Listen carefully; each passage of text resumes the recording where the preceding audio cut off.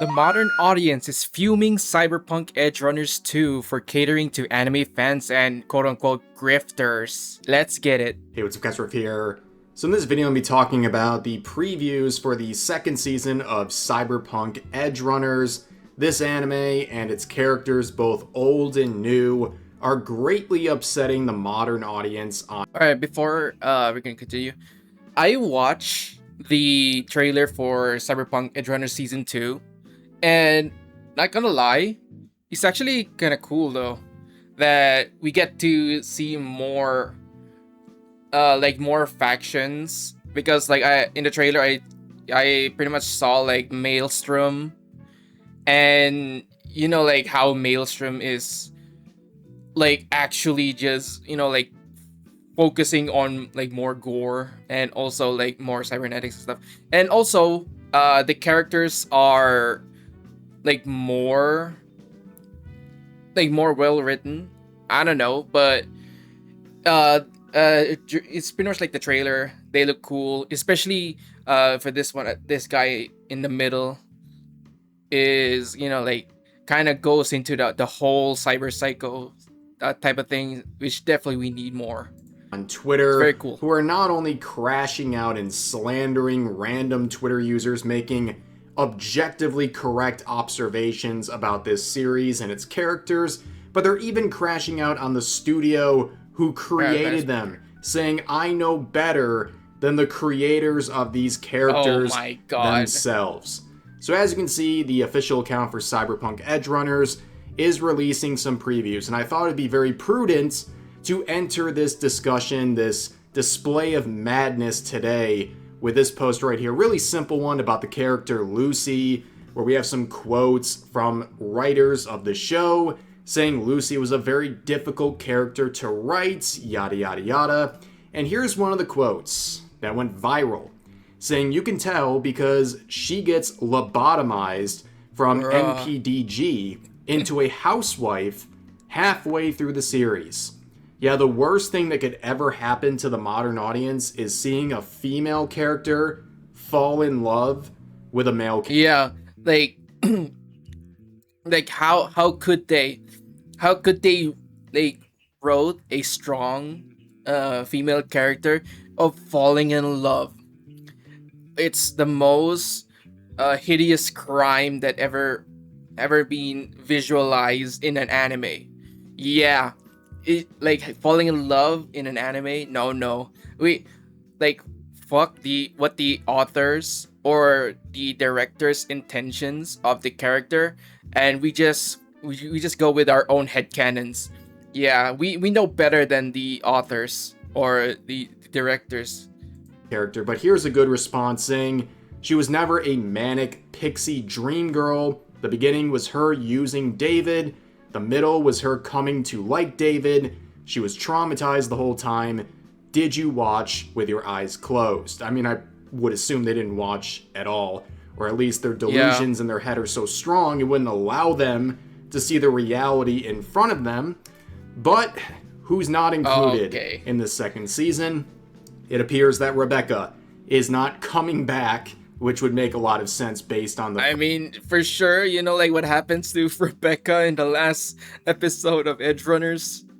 Yeah, I couldn't forgive Adam Smasher for that shit.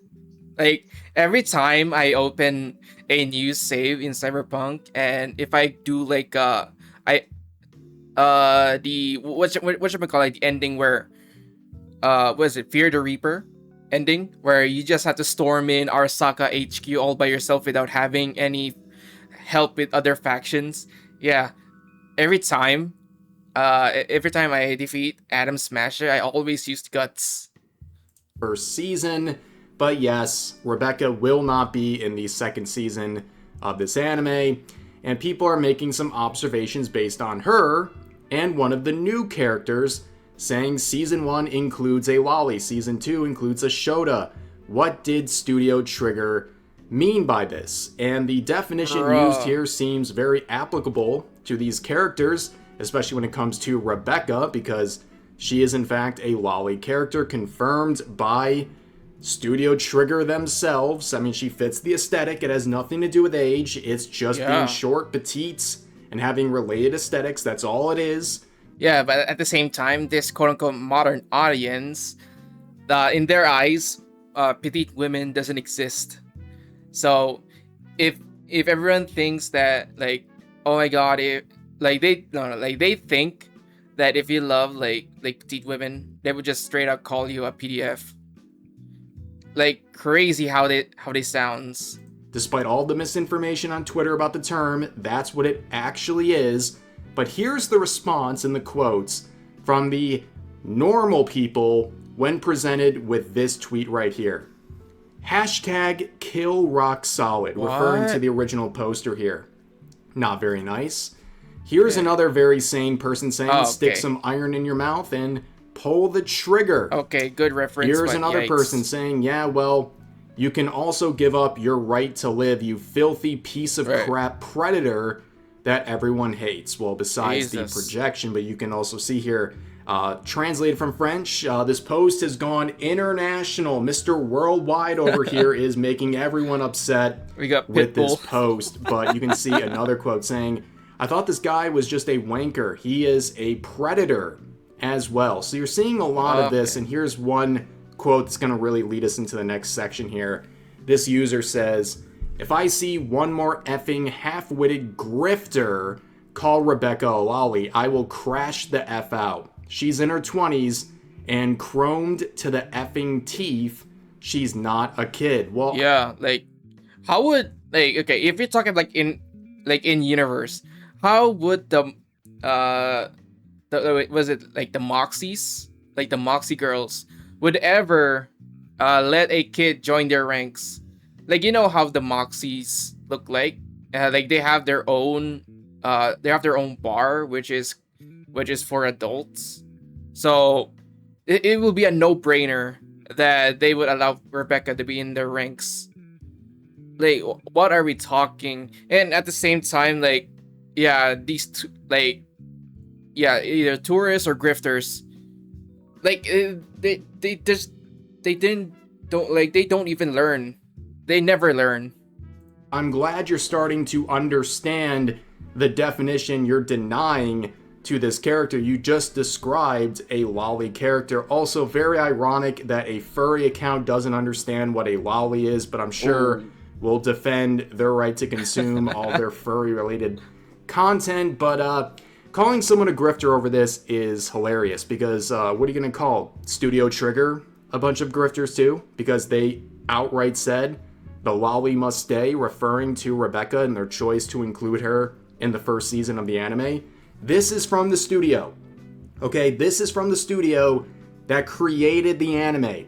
This ends the conversation, right? People can base their representation or label of Rebecca on their own based on a proper definition of the term, but this should really solidify it. When the studio themselves comes out and says this, that should be the end of the conversation. But as we've seen for years now, that has only made these people even more angry and even more ignorant. Yeah, at the same time, like the amount of W's that Studio Trigger is collecting is commendable. Holy, this is why Japanese animation studios don't pander to the vocal minority ever, because they just don't know what they want. They just don't know what the most of the time, the complainers or the vocal minority are just yapping nonsense.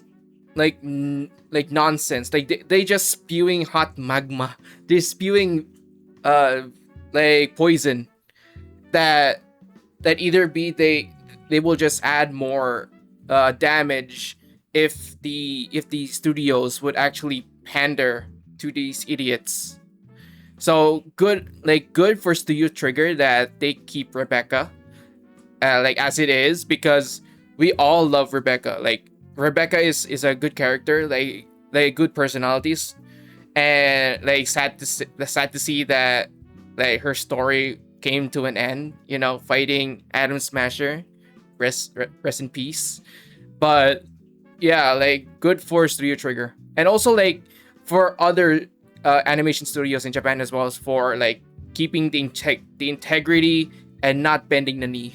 So you have another quote here that went viral with 28,000 likes. 28,000, I'm assuming, sentient human beings agree with this, saying, do lolicons see slightly short characters and immediately think lollies and shotas? Well, again, you are literally describing the definition you're accusing others of not understanding. But this whole conversation, again, is ridiculous because the studio themselves have confirmed she fits that term. But you can see the coping in the replies when confronted with reality, where one user says, what do you think a shota/lolly is, dude? And the original poster says, yeah, but they aren't made with the lolly or shota intention, and they aren't even that short. What? Are your eyes not working in this situation? Are you telling me Rebecca, for example, is not short? Or this new character, he's not short? I mean, they will literally say anything to cope about this, but... So are you telling me they just, like, every time they watch a new, like, an episode of Edgerunners, they just put on their blindfolds and starts typing on Twitter that, like, the craziest bullshit, and just, yeah, this is, you know, I would consider this as rage bait at this point, because, like, they're doing this, but in purpose. Like, this is on purpose. This is rage bait. You can see a reply saying, wasn't Rebecca confirmed to be a lolly, as in she has that specific body type? And the original poster says, there was one tweet, but it got changed and was probably made by some employee. And the replies really just, they say it all, right? You can just see them literally posting the article here with the actual quote from Studio Trigger. So no, it was actually the studio who said that, right? But here's some more coping. This person says, the constant attempts by those effing degenerates to try to associate lolly with short stacks will never not piss me off. Of course, there are plenty of lolly characters that fit the short stack aesthetic, and people crashed out endlessly over Ilu from Miss Kobayashi's Dragon Maid. I remember, like, there was a lot of backlash when they introduced this character. Like, I swear to God, like, Twitter was blowing up just by like the introduction of this character. I swear. Of course, liking this college-aged, large endowed character made you a predator. People went viral accusing others of being such over this character. But actually, this user would reply to someone pointing out that character specifically, saying, lollies are child bodies with child voices and child mannerisms. Short stacks are adults with petite bodies, adult voices, and adult mannerisms. So basically, this person is just hyper-fixated on the idea that everything he's looking at must be a child, or at least the ones he finds problematic. It's a... Like, at the end of the day, for those people who would think that when they saw like a short character with, you know, like with the stereotypical, like, short, flat, and whatnot, they would just automatically think that is a lolly. And for those who like those characters, they will automatically they say, like, PDFs and stuff. Like, every time when they see like a petite character, they will always goes to like something sexual, like lollies and shit. Like, holy shit. Very weird definition this person created in their own head, and it's likely projection, as we've always seen. But here's another user trying to defend the one post earlier, saying they see short and flat and immediately think it must be a lolly. Well, they're operating under the correct definition, not the one that was created by a bunch of liars on Twitter to justify harassing people over fictional content. And someone would point out many different examples that would fit the right definition, and the previous poster replies by saying, I was going off a different definition. I just can't do anything about the comment now. I'm not a B word. I ain't deleting. And I admit I was, to an extent, but not completely, wrong. Whoa! Guys, I mean, What? it's not perfect. This person refuses to delete their tweet even though they know they're wrong, but they Okay. recognize that they're operating off a wrong definition. They almost admit they're fully wrong in their post, but they sort of almost got there. We have sentience, ladies and gentlemen. What a moment. Yeah, holy, like that's gotta be the most rarest shit they ever. Like that's gotta be their rarest shit. Being accountable for what you are saying. Like even like the previous post, you are wrong, but I do like put props to actually admitting that you're wrong and actually correcting your stance on it. Bottle this Yeah, up and take it home W. with you. This is a great moment. And you know what? I can kind of respect the stubbornness here, not wanting to delete a post. Happens to all of us where you're kind of wrong. You're like, no, what? No, I'm just gonna stick with it. I can somewhat respect the stubbornness there, but a pretty amazing moment right here, ladies and gentlemen. But this quote really brings us home on this subject. This user saying, this stuff pisses me off because the studio called Rebecca a lolly, and there's absolutely zero reason for her to be, besides the fact that adult content addicts view every short woman with small proportions as a child. No, this user right here is actually weird. When when the word the lolly comes in mind or like is presented, they would just connects to this. Like, are we for real? Huh? Yeah, they're pretty much like materials on the internet, I would admit, but there's no like a sane person would connect a lolly to a adult content addicts or immaterial, even though like it exists, but there will be like no instant connections. Are we for real? Like that's gotta be like the most clinically online people who would automatically connect with lolly and whatever this is. Yeah, kind of She doesn't crazy. even have the regular lolly look. They just assigned her as one for no reason. So even the studio, I guess, is lying. Everyone's just lying. Everyone's being disingenuous. Everyone's missing the point except for this guy, the enlightened Twitter user, who is literally describing the exact opposite of what happened. All of the wackadoos on social media who are obsessed with seeing children in all media, they're the ones who are crashing out over characters like Rebecca or True. any sort of flat or petite character. They've been doing this for years. They're the ones who are seeing children everywhere across the internet every time they look at fictional characters. Like at the same time, they're like this is their reaction every time they see like a lolly character. This is their reaction every time. Like that's gotta be the most clinically online person ever, because this they always react That are like petites. That's angry. who's doing it, not the straw man this user is trying to create. And again, the narcissism of looking at the studio and saying, yeah, you guys are wrong. You got the definition of your own character wrong. I'm right. I know everything. But you know what? Okay. Nothing makes anyone happy. So here's another character, a new Ooh. character being introduced to the anime. And of course, here she is. And Yeah, like from the trailer, she's part of the maelstrom. Kinda nice though. Because like from her looks, from the character design, she is heavily cybernetic. well, here they are, the usual suspects being very normal about this, saying, I really want to draw her, but knowing Trigger, they probably made her like 16 or some stuff, and then I'll want to blow my brains out. Well, if you're like What? intestinal fortitude is going to lead you to this upon a discovery like that over a fictional character, you're never going to make it as an artist. That is for sure. And Yeah. also, like, again, it's like they want the character to be underaged. Like, they literally almost want that to happen, and they're so hyper fixated on it, it's preventing them from actually making art that they clearly want to make of the character. All right.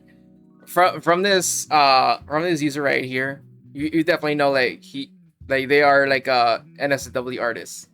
Sooner or later, they will draw her. Mark my words. They will draw her in the most like the most egregious way, like with the pose and everything. Mark my words. Eventually, they would cave in with the demands.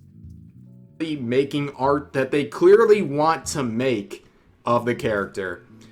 And then here's another one saying all this and watch her be 15 or something. Why? Why is that your first reaction to seeing this character? How is that your first reaction, other than some weird projection or obsession with characters being a certain problematic way for you? And here's another one, well... All right, ladies and gentlemen, the modern audience, very interesting stuff. Here we go. Yep, as you can see, with the second season of Cyberpunk Edgerunners, the same discourse from Rebecca, and even Lucy, I guess, has continued on into the current times, and with the introduction of new characters, you're seeing the modern audience get very upset. But for now, that's going to do it for this video. If you enjoyed, please consider giving the video a like, consider subscribing and turning on notifications for daily uploads, as well as multiple streams a week live here on YouTube. But overall, hope you guys enjoyed the video, and I'll see you next time. Yeah, great video by Rev. And, like, to be honest, I'm kind of excited once the first episode releases. Like, I am all hands on deck for that episode. But yeah, I mean, it's literally like the usual suspects that they're always gonna be bitching around, especially when it comes to character designs. Yeah, they're gonna be like the first to actually complain, like on the front lines, their imaginary front lines in their imaginary war against like a certain topic. Like, I swear, man, they always do this and they never learn. Suck it.